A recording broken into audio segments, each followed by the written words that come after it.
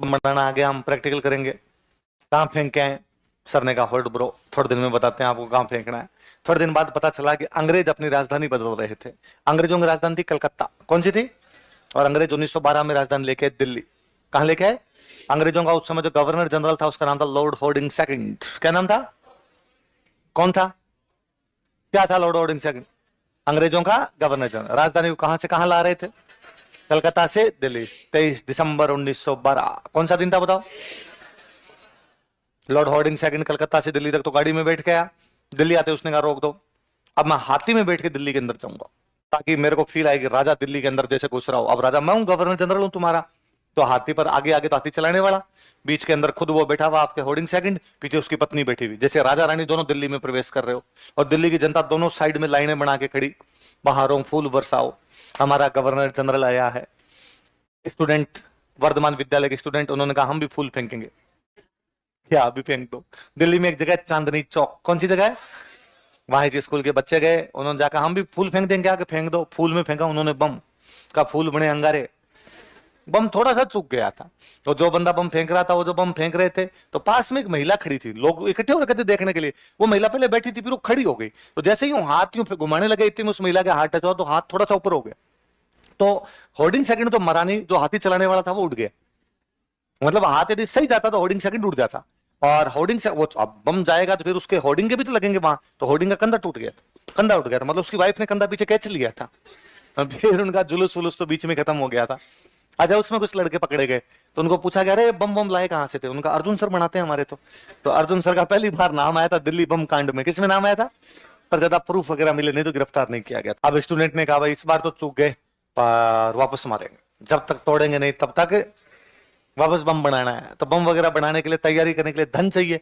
धन कहां से लेके आए? तो इनको पता चला कि बिहार में एक जगह पड़ती है निमेज। बिहार में कौन सी जगह है? जिसको आरा भी बोलते हैं। क्या नाम है उसके? निमेज भी कहते हैं। पुराना नाम क्या था उसका? आरा। पता चला कि वहां पर एक स्कूल है, उस स्कूल में फीस आ रखी है, तो क्या ना स्कूल लूट ली जाए। शाम को डाका मारते हैं, स्कूल की फीस ले आते हैं, उस फीस से बम बनाते हैं, बम बना के अंग्रेजों को मारते हैं। तो शाम को गए भाई साहब, एक मास्टर जी रात को वहां सो रहे थे, जहां फीस इकट्ठी हो रही थी उसके पास में, जाके फीस निकालने लगे। मास्टर जी जाके चोर चोर, फिर मास्टर जी को मार दिया इन्होंने। उस केस में फिर कुछ लोग पकड़े गए, उनको पूछा रहे क्यों मारा? अरे कि साहब हम तो रुपए लेने गए थे, हमारा तो ऐसा कोई लेना देना नहीं था। क्यों लेने गए थे रुपए?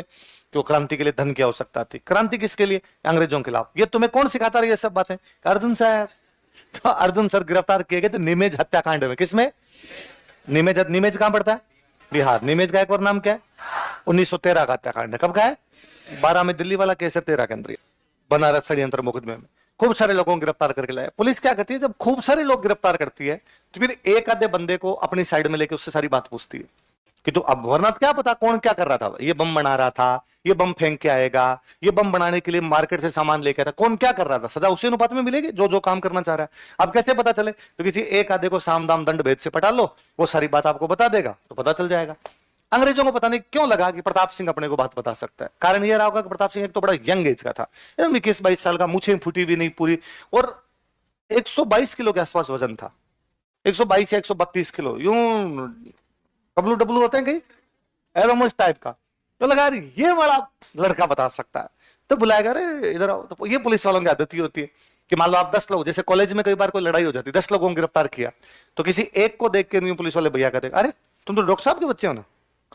तो नहीं नहीं मेरे पापा टीचर है। हाँ हाँ वही एग्जैक्टली, मास्टर जी क्यों ना, इधर आओ साइड में लो इसको।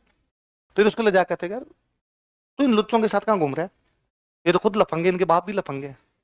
पर तेरी ये बात अभी तेरे को पता है, हम कपड़े उतरवा के फोटो सेशन करेंगे तुम्हारा, और कल अखबार में फोटो आएगी थाने में बैठे हुए, और ये बात मास्टर जी को पता चलेगी, मास्टर जी की समाज में क्या इज्जत रह जाएगी। तो बच्चा क्या कहेगा, प्लीज पापा को मत बताना, प्लीज छोड़ दो। हाँ वही हम कह रहे हैं, मास्टर जी की इज्जत है, और तू तो हमें बता दे इन्होंने क्या क्या किया था, फिर तेरे को छोड़ते हैं। वो फटाफट उगल रहा है इसने ये किया था, इसने ये किया था, तो उसको छोड़ देते हैं, बाकियों को पकड़ लेते हैं बाद में। तो लगा ये बता सकता था। बुलाया क्या नाम तुम्हारा? तो प्रताप सिंह। पापा क्या नाम है? केसरी सिंह। पापा क्या करते हैं? जेल में।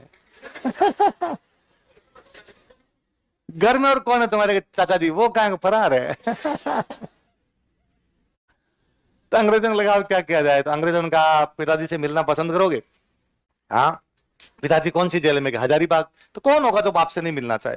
तो अंग्रेज अगले दिन हजारीबाग जेल में मिलाने के लिए लेके गए। किसको? प्रताप सिंह। किससे मिलवाना है? केसरी सिंह। लगा कि यार मिलवाएंगे तो थोड़ा सॉफ्ट कॉर्नर आएगा तो अपने को बातें बता देगा। ये बात केसरी सिंह जी को सुबह सुबह जेल में बताई कि आज आपके बेटे को आपसे मिलवाया जाएगा। केसरी सिंह का दिमाग खराब, उनको लगा इसका मतलब बेटा सरकारी गवाह बन गया, इसलिए अंग्रेज मिलवाने के ला रहे हैं। और केसरी सिंह जेल में कभी इधर चक्कर काटे कभी इधर चक्कर काटे थे। प्रताप सिंह को लेके गए। केसरी सिंह ने जैसे प्रताप सिंह आते देखा, उनका प्रताप अंग्रेज तो छोड़ देंगे पर मैं जिस दिन जेल से बाहर आया पहली गोली तेरे मारूंगा मैं, और मेरा जो बंदूक का निशाना भी चूकती नहीं है। प्रताप सिंह का पर क्यों मारोगे? क्या यार शर्म नहीं है? तू मेरा खून है, केसरी सिंह का बेटा, अंग्रेजों को बात बता दे। उसने कौन सी बात? तो सरकारी गवाह नहीं बना ना, तो मेरे पास क्यों लेके आए? मुझे क्या पता? मुझे कहा मिलवाते, मैंने कहा मिलवा दो। तूने कोई बात नहीं बताई कि सिंगल नहीं बताई, इन भूरियों को थोड़ी बताऊंगा। दोनों बाप बेटे मिले हैं, वहां बताते थे। अंग्रेजों ने पूछा कि हाँ प्रताप वो बताओ बनारस में तुम क्या कर रहे थे? उसने कहा कब ना, तो है मैं तो बनारस गया है नहीं कभी, कहां पड़ता है बनारस? तो बरेली जेल की बातें हैं। कौन सी जेल की है? कह रहे अंग्रेजों ने खूब पिटा इन क्रांतिकारियों पर, कोई मुंह खोलने के लिए तैयार नहीं। तो फाइनली वहां जेल में एक ऑफिसर था, उसका नाम था चार्ल्स क्लीवलैंड। क्या नाम था? Charles Cleveland.